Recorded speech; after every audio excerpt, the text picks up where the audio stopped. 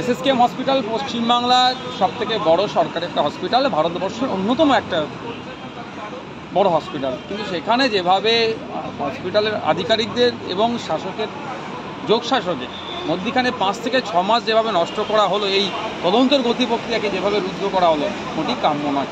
ইতিপূর্বে আমরা দেখেছি আপনার পার্থবাবুর ক্ষেত্রে এসএসকেএম যে সার্টিফিকেট দিয়েছিল ওনার হেলথ ইস্যুর ব্যাপারে, যখন উড়িষ্যা এমসে নিয়ে গেল ঠিক তারা উল্টো দিল। সেক্ষেত্রে আমাদের স্বাস্থ্য পরিষেবার এমনিতে মান তলানিতে চলে যাচ্ছে। তারপরে যে ধরনের প্রশ্ন উঠে যাচ্ছে, এগুলো আগামী দিনের জন্য বাংলার সময় পূর্ণ হচ্ছে। আমি আশা করব নিরপেক্ষতা বজায় রেখে, যেটা স্বতন্ত্রতা বজায় রেখে কাজ করুন। দুর্নীতিগ্রস্ত যারা, তারা কোনোভাবেই না ছাড় পায়। আর কালীঘাটের কাকুর যে ভয়েসের কথা বলছেন, আমরা সকলেই অপেক্ষায় আছি। এই চাকরি নিয়ে যারা দুর্নীতি করেছে, সে যে হতে পারে, সে যারা দুর্নীতি করেছে তাদের বিরুদ্ধে ব্যবস্থা গ্রহণ করবে। আশা করব কোর্ট দ্রুত ব্যবস্থা গ্রহণ করবে। যারা উপযুক্ত, যারা মেধাযুক্ত, তারা চাকরি পাক। যারা অবৈধ পন্থা অবলম্বন করে নিয়োগ হয়েছে, তারা বরখাস্ত হবে, তাদের বিরুদ্ধে আইনগত ব্যবস্থা নেবে। পশ্চিমবাংলার গণতন্ত্র আছে কোন জায়গায়? শাসকের বিধায়ক কিছু বললে সে যদি প্রাণনাশী হুমকি পায়, আমরা বিরোধীদের তাহলে কী সমস্যা দিয়ে দিন কাটাতে হচ্ছে নিশ্চয়ই বুঝতে পারছি। চারিদিকে যখন গরু চুরি, গরু পাচার, কয়লা পাচার, বালি চুরি, এই ধরনের শিক্ষক নিয়োগে দুর্নীতি হয়েছে, আমরা বলতে গেলে তাহলে আমাদেরকে কত সমস্যার সম্মুখীন হতে হচ্ছে।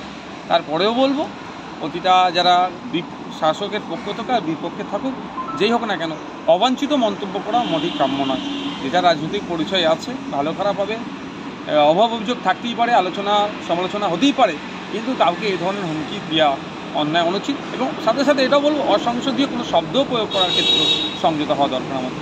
শুধু নবীন প্রবীণ নয়, অনেক জায়গায় প্রবীণও লড়াই হচ্ছে। শুধুমাত্র বলবো না যে খাওয়া খাইয়ের লড়াই, এখানে অস্তিত্বের লড়াই চলছে, কারো আমিত্বের লড়াই চলছে, কে বড় কে ছোটো এটারও লড়াই চলছে, আবার সিন্ডিকেটেরও লড়াইটা চলছে। তবে মনোরঞ্জন বাবুর ক্ষেত্রে বলবো, ওনার অপরাধটা এটাই যে উনি দুর্নীতির বিরুদ্ধে লড়াই করছে। যেখানে বালি চুরি সেখানে আটকানোর চেষ্টা করছে। রেশন নিয়ে দুর্নীতি হচ্ছিল, রেশন বিক্রি করে দিচ্ছিল, সেখানে গিয়ে কথা বলেছেন। যারা রেশন বিক্রির সাথে যুক্ত দেখুন, হয়তো তারাও তাদের তৃণমূল কংগ্রেসের মধ্যে যে জুয়ার ঠেক চলছে, সেটা বন্ধ করতে চাইলে সেই জুয়ার ঠেক এক প্রকার শুনছি নাকি আবার ব্লকের এক নেতা চালাচ্ছেন।